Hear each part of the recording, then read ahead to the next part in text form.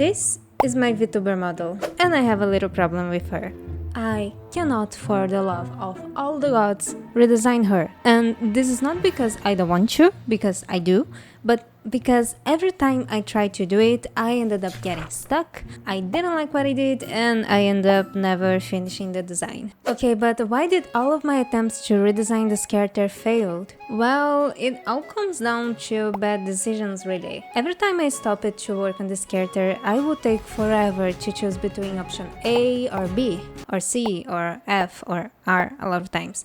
And all of that to, in the end, not make the design decisions that told the story I wanted to tell. So I sometimes ended up with a pretty character for sure, but it just didn't tell the right story. And good character design, at least for me, is all about story.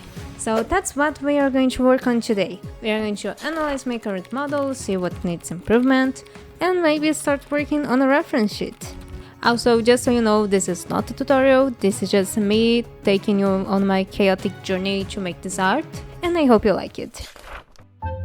Oh, and before we start, I just wanted to thank you guys for the support on my last video. I did not expect it to go that well and to get so many lovely comments. I really did put a lot of effort on that video and I had a lot of fun making it. And it really makes me happy to know that you liked it. And I hope you liked this video too. Okay, back to the video. So let's start by understanding what good character design actually is. Like I said before, for me, great character design is all about telling a good story. So what's the story I'm telling here? Well, my Vtuber character is me. But if I was a D&D character and lived my absolute dream of having the coziest and most magical art studio. She is a tiefling furbog who is very friendly, creative, a bit messy and quite chaotic. Okay, now why don't we try to expand a bit on those words? Let's say she is an artist who uses paint. So she would probably wear an apron and maybe some very comfortable clothes. She doesn't mind getting dirty with paint. If the apron had some pockets, she could carry some pencils and brushes everywhere.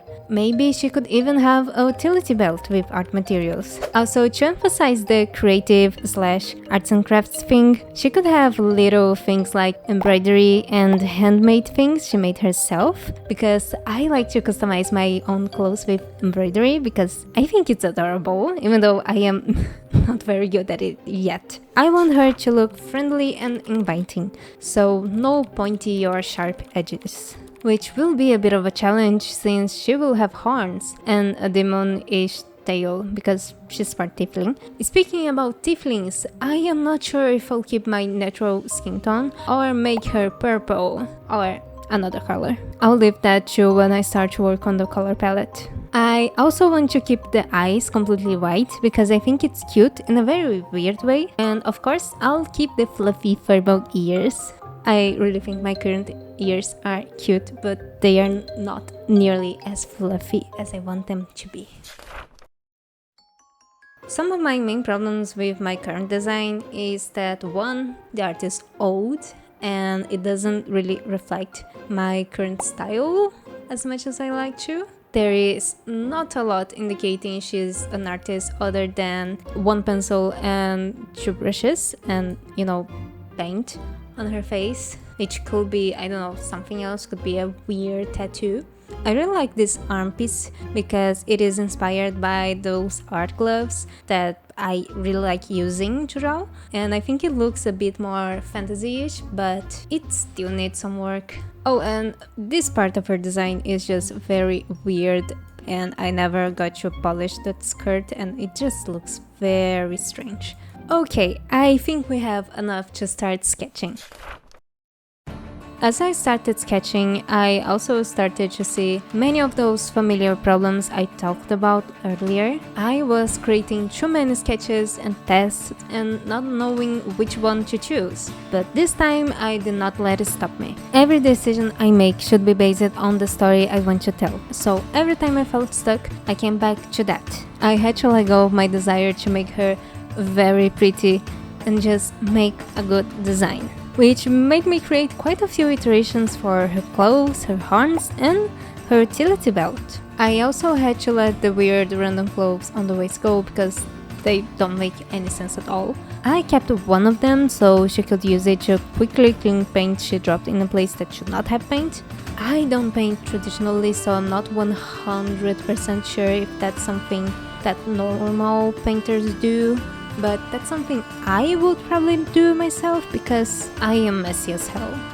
One of the biggest changes to the design is her horns, which I didn't really plan to change at first, but I wanted to make her look more like a tiefling, so making her horns bigger looked like a good idea, but then I entered a rabbit hole of horn styles and I did not know which one told the best story, so I asked a few friends and all of them chose a different one. But then my beloved boyfriend told me he really liked E because it looked kind of friendly because it's rounded and curlier, but it also looks strong, but not in an aggressive way. And that was exactly what I was looking for. Another element that needed to change was her little belt, because in my original design it was supposed to have a series of art materials and trinkets, but I don't really remember what happened to them and why they are not in the original design, but they are gonna be here now. And if she's going to be carrying around a bunch of stuff attached to it,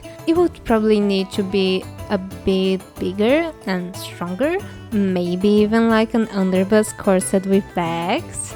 I think that would look very cute. So I did a lot of tests, and this one was definitely my favorite, mainly because it really looks like she could carry a lot of stuff in it, and it looks practical and fun, and it adds a little touch of fantasy nonsense that I absolutely love. With the initial sketch done, I lowered the layer opacity and started to refine the sketch and to actually work on some anatomy instead of triangle hands.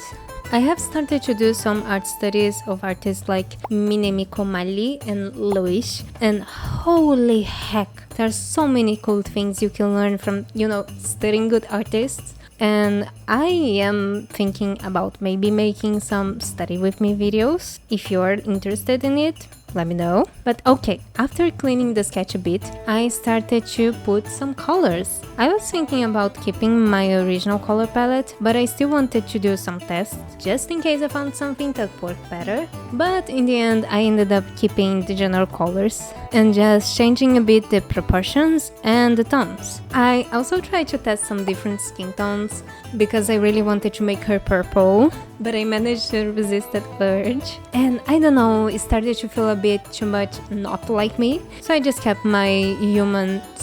After that, I made a lot of adjustments and added a bunch of little details. And after many adjustments and little details, what about we take a look at the final results?